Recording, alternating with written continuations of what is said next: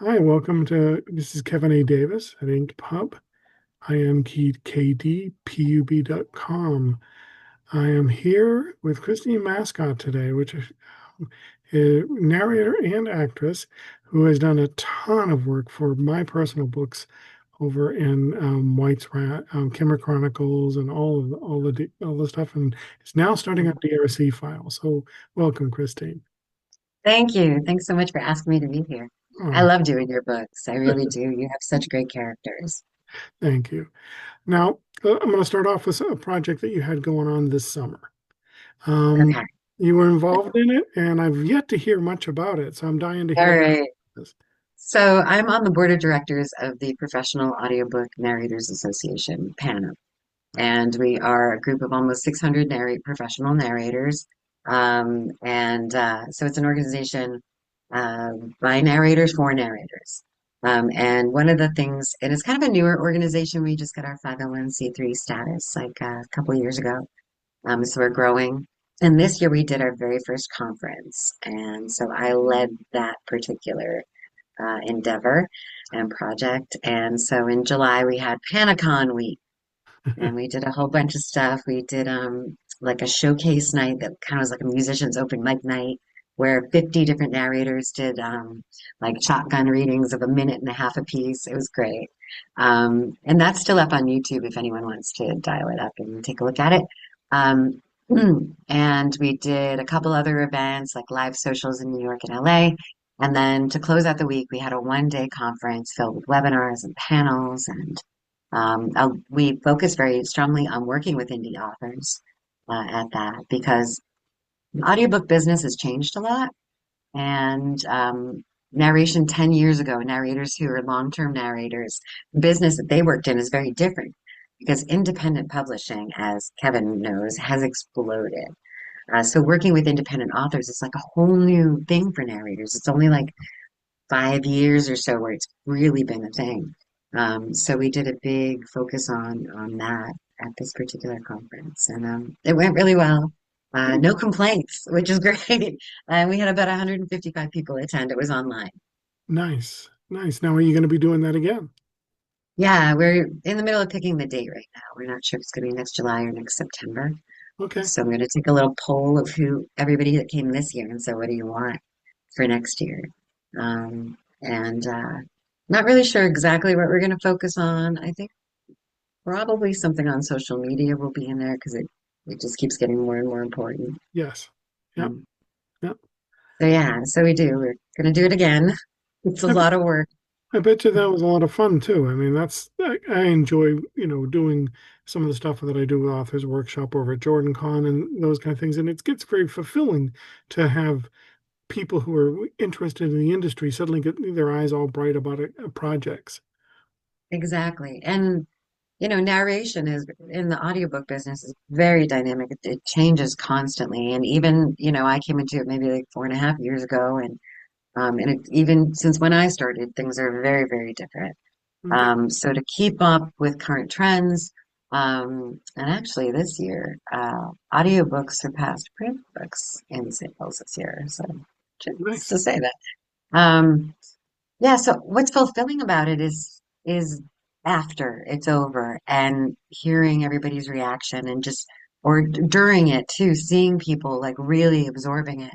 One of the things for that showcase, so we did it over Zoom and we had a chat there. And then we streamed it to YouTube and there was also a chat there. And both of those chats were so supportive and warm and encouraging. Like the narrators were really there for each other.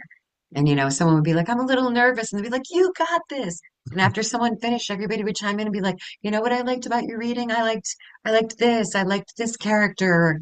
It was so warm, and which is really a trademark of the narration community. Yeah. Uh, because we all know we're not right for every single book, I think that there's less competition between us Right. and we know what we're right for. Like, I narrate a pretty good action scene. So like I think that's why I'm really suited for your books Yeah. because you write a good one. Yeah. There's certain things that like just suit you. And sometimes it's surprising to find like what finds you. I do some romance because of my sultry voice, right? So it's So I always say that romance found me because I'm not an avid romance reader. Uh, but my instrument is suited to that. Right, I do good action scenes. But another genre that has been surprising for me is health and wellness. I did a book on menopause, important for women. And then I did a couple on insomnia. And when I read the reviews, which we're not supposed to do, but we do, um, I was so thrilled to see how much those books helped people. right. You know, to hear that someone got their first night of sleep in a decade because of the information that was shared is like that is fulfilling in a way that, you know, I love doing characters and I love being an actor, but there was something about helping people that was so fulfilling. And so I was like, I want to do more work in that genre because I liked that. I liked that idea of like this is important information that people need. Um, but you know, I'm an actor at heart, so I love, you know, voices and characters and all that. Yeah.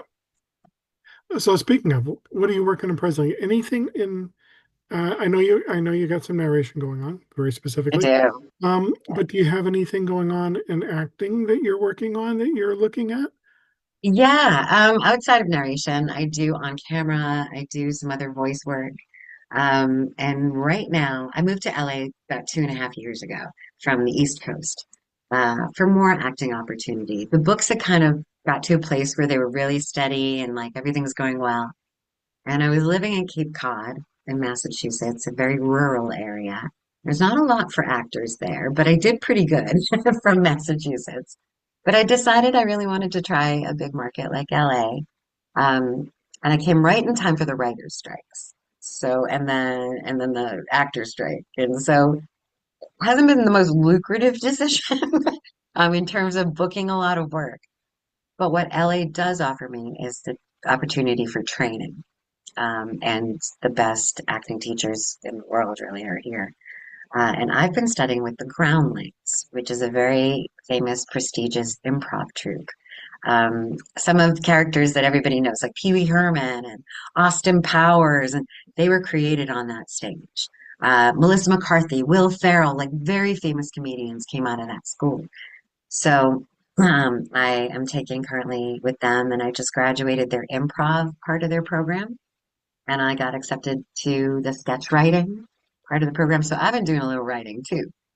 And so I am currently involved with that. So it's very consuming.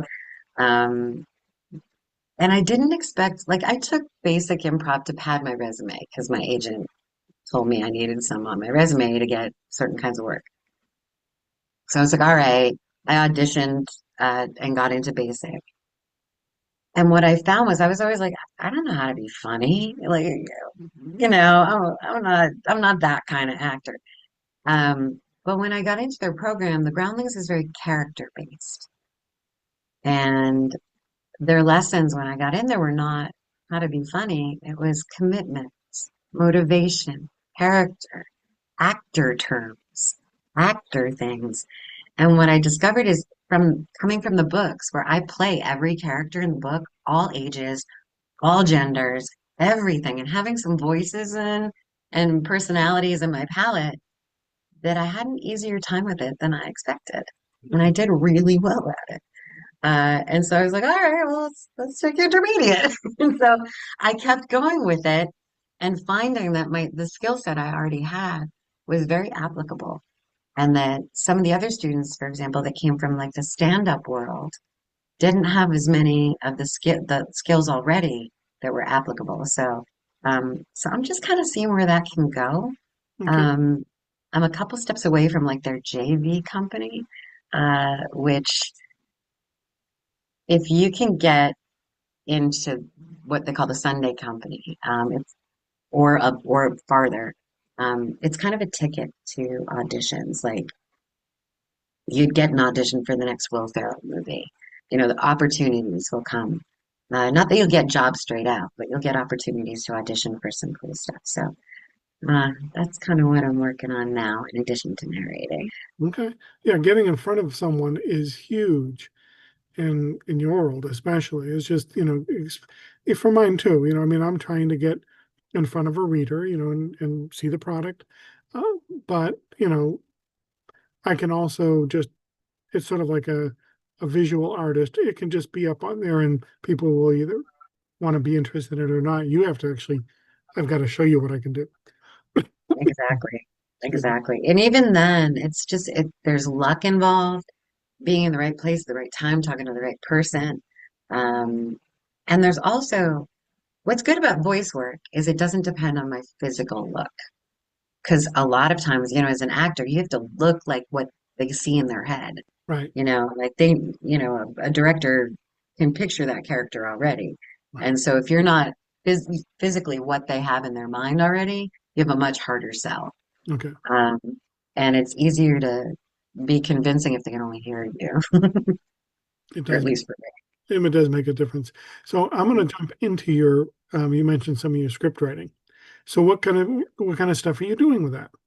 I mean, Sketch writing. what Um, kind of scripts? I mean, are we talking they're mystery? 5 minute, no, they're 5 minute sketches like they would be on Saturday Night Live Okay. or Mad TV or something like that. So sketch writing. And I've taken a couple classes outside of the groundlings with some of my groundlings teachers who teach sketch writing Mhm. because I had never done it, but I had written some stuff and like nothing serious. And so I didn't want to get into the first writing course in the school program that really matters to advancing on with no experience. So I've done a couple classes and it's fun. Like I'm surprised at and you must find this too, what's on the inside of my head surprises me. Like what comes out, sometimes it's like, I didn't know I had that in me. Um, but yeah. So with sketches, especially with the groundlings, you want to find their ideas like a big character with a big emotion and then yes and. So it's a very character-based program. So the sketches too, you have a crazy character in a normal world. Those are the kind of sketches I've been, trying to write. And those are character sketches. And then there's premise sketches where the person's normal and the world is crazy. And I've written a few of both. Uh, and it's super fun. This one character I performed for one of the shows I had to do for one of my classes.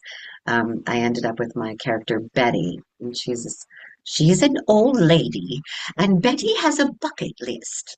So Betty auditioned to be the lead singer of the hard rock band Thunder Pussy. So that was my first sketch that I actually performed in front of people. And during her audition, she gets all kinds of phone calls, like from Mick Jagger and Keith Richards and Grace Slick and Gene Simmons and Ringo.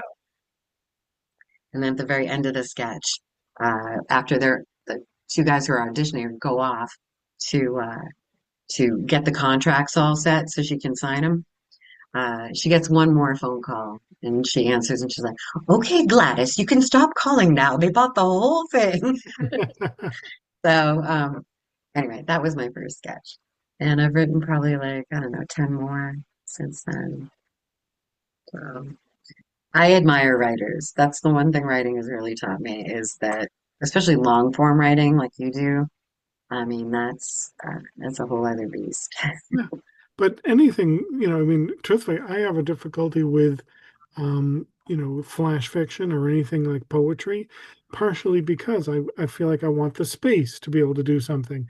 So being able to get anything under there that that helps you, truthfully, I think is huge because it gives you the opportunity to sort of expand your viewpoint, if nothing else. And like you said, for you being that you were voice acting, going into improv gave you a leverage because of your experience. And so you never know where it's going to come up. So Exactly. you don't want to say no to any project. Someone walks up to me and says, "Do you want to start writing scripts for a reboot of Three's Company?" I'm going to be like, yes. I have no idea what I'm doing, but I will do that, because you Exactly. asked me and I'm going to say yes on it, because it's an opportunity. You just never know where something could come in handy to be able to Exactly. And do. skill sets. really do add up. Like I feel like my experience, my whole life set me up to go into narration. Um, when I was in high school, I'm from Massachusetts and I can still park the car and have a yacht if you know what I mean. Hmm. So I had to get rid of that accent. My family has very heavy accents. Yeah. So I did a lot of diction work when I was young. And at a certain point, I went into, and then I did classical theater. I did like Shakespeare, Moliere, and stuff, which got me used to like all kinds of like complicated language, Hmm. and playing your motivation, even if you're not understanding what the text is about. Um, and then I went into music and was a session singer for a long, long time. So I spent a lot of time in the studio.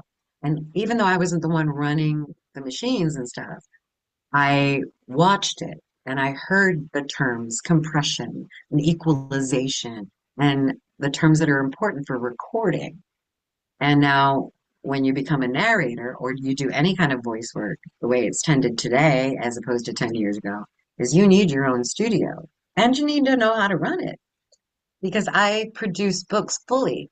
If an indie author like Kevin hires me, I do it from soup to nuts, from the very beginning all the way through producing final commercial product. Yeah. If I work for like a big publisher or something, I'm probably only going to do the narration part, but all of it is still in your home studio these days. So you have to know how to record. Right. So when I became a narrator, knowing the studio environment already, knowing what the machines could do, and I just had to figure out which button did it. Um, that was really a huge shortcut. Having done speech and diction work already, that was a huge shortcut. Having been an actor already, um, being able to do motivation and character and stuff, big shortcut, as opposed to someone who just out of the blue said, I have a nice voice, I want to try this. So everything, especially in the creative arts, it all compile, like everything's relevant to everything else. Um, And you'd be so surprised how many people that I've done, um, you know, listen to the audiobooks or listen to the auditions on ACX that are reading. They're not voice acting. And I'm like, right. it is a huge difference. Um, have you ever heard the little skit, Five Guys in a Limo? No. Look it up on YouTube one time, and you'll see they're just talking about, like narrating behind. They're major narrators behind like the comics and that kind of stuff. Characters, and they do an amazing set of voices, but it's also they do the voices, but they're acting out the character as they do it. You know, you know, and to me, that's the huge part that does get missed. I can do a reading and I have my characters because I know them, and I can Hmm. sort of read someone else's stuff to a certain level, but there's not any experience there or training. It is very much of just, I know that that I want to hear more inflection, and I want to hear the person if they're strained. I want to hear the strain in their voice, that kind of stuff. So I can push it in there a little bit. But there's a lot of it that comes from a lot of diligent work, and like you said, these creative aspects and experiences roll up and build into new projects. So probably why you do so well on this is because of all those aspects that you've garnered over the years. Exactly. I mean, I see so many things in like we have a bunch of like narrator Facebook groups, for example, and like someone will come in and be like, Hey, I just bought a microphone. How do I do this? And it's like, practice, get coaching and training, Right, because it's not reading a book into a microphone. right. It's And not. it's also a marathon. I mean, I don't think some people realize how long narrating a book can take, Yeah. and how many hours you spend alone in a dark little box. Uh, so if somebody tells me they want to be a narrator, I'm like, okay, take your favorite book and take a stool, go into your closet and start reading. And Yeah. if you hit a point where you stumble, you have to go back to the beginning of the sentence and start again. Okay, and go as long as you can, and then stop. and come back the next day and do it again until the book is done. And if you can stand it, then you can try to be a narrator. But I think that's where most people go, no, no, Yeah, I can't spend 8 days alone in a closet. yeah. And you'll have people be like, I want to narrate my own book. And it's just that's their only project, is I'm going to narrate my book. And, almost anyone who's a professional will just be like, probably shouldn't. Okay. Because unless you're invested into becoming a voice actor and actually go and getting the right equipment and putting in the time and the training and doing all the stuff, if you're doing that just for a book, you're probably burning a lot of time. You could like write another book and go make money on that. And, That's what I always say. I said, you are an expert when an author, I'm like, you're an expert in writing. yeah, I'm an expert in acting. yeah, So why would you take your time to make probably an inferior product yeah, when you could write a whole new book? yeah, yeah, So, you yeah. know, I practice even with my skill set. I didn't just jump in right away and go, okay, I'm going to take a paying job Right. um, before I had tried it. So I started out, I took some public domain short stories and I used each one of them as an experiment, whether it was like creating a palette of character voices that I could pull from, Mhm. or whether it was an experiment in my tech, my sound, like what would happen if I put my mic in this position? Yeah. What would happen if I added this preamp or whatever? And so each one was an experiment. And I did that for almost a year before and worked up my stamina because that's the other thing is, Yeah. you have to talk for hours. Yeah. Um, I'd be like, yeah, and you have to have trained your voice to do that and know how to support it. Being a singer really helps with knowing right. how to do supportive stuff. But to just jump right in and go, okay, I bought a mic, I'm ready. It's like, no, you're not. Yeah. You're And not. just to publish one book, like you said, it's just, if you're not going to end up with a good product. I mean, unless you spend, a Tolkien amount of years, building a language and, learning how to do this thing, and then just read your one book, you've basically burned a lot of time. But all Right. right. So I am running through time. So I'm going to ask you, um, what are you reading What am I reading? right now? Are you reading I had anything? to ask that. Um, I am reading a book on comedy writing. Okay. Personally, uh, I seldom these days have the opportunity to read for pleasure anymore. Yeah. Even though I get pleasure from the books I have to narrate, like right now I'm doing corrections today on one book. Um, Tomorrow I'm going to start narrating another book of fantasy romance. Then I have a straight romance, and then I have yours. So, um, I pretty much only have time to read the next book I'm going to need to narrate. So Which is, basically, also today I'm beginning to narrate or beginning to read and prep DRC. So, but it's fair because I have one of the things that I get, other than I force because um, I need to constantly hear new styles of writing, different things, so that I'm constantly like, I like the way they did that, or I really hated the way they did that. Do I do that? I have to. I use it as a balance, but also I travel these long distances for these cons. So I'll be 18-hour round trip on a thing. I eat up audiobooks during those periods because of that. So that's why for me, reading has its different purpose, but part of it is pleasure, enjoyment. The other part is I'm constantly just, making sure I get some things. All right. So mhm. any new goals on your horizon? I mean, you've hit a lot of areas in your careers. So is there anything, a big goal out there that you're looking to hit?